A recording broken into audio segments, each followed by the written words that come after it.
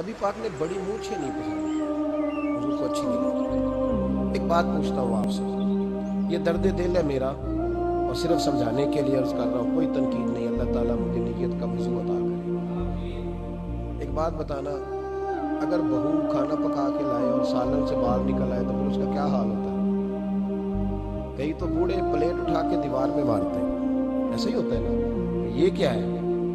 اور اگر کبھی روٹی سے نکل آئے تو بیوی صاحبہ کا کیا حال ہوتا ہے؟ یہ کوئی طریقہ ہے کھانا پکانے کا؟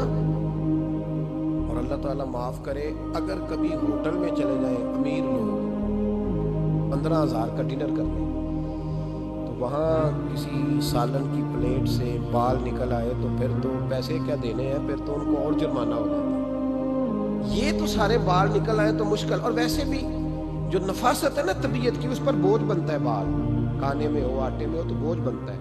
تو بڑی مونچھوں والا دوست بھائی بزرگ جب پانی پیے گا تو بال پانی میں جائیں گے کہ نہیں جائیں گے؟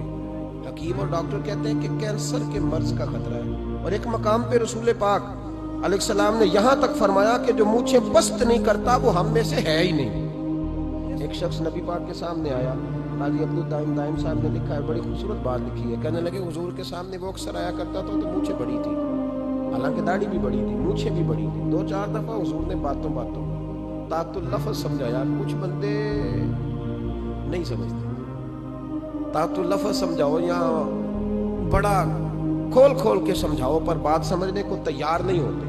پتہ نہیں کیا ایسا حسن ہے بھئی، جو حسن نبی پاک نے پسند نہیں کیا وہ کبھی حسن ہو سکتا ہے، کبھی خوبصورتی ہو سکتی ہے؟ وہ کسی کا ذاتی کلچر تو ہو سکتا ہے پر دین کی تہذیب نہیں۔ نبی کریم علیہ السلام نے کئی دفعہ سمجھایا تو ان کی سمجھ میں بات نہ آئی۔ ایک دن وہ بیٹھے ہوئے تو حضور نے ایک صحابی سے فرمایا کینچی لاؤ، کہنے لگے میں سمجھ گیا کہ میرے ساتھ کچھ ہونے لگا ہے۔ ساتھ ہی حضور نے فرمایا ایک مسواک بھی لانا، کہنے لگے میں نے کہا بچت ہو گئی، میرے تو دانت صاف ہے۔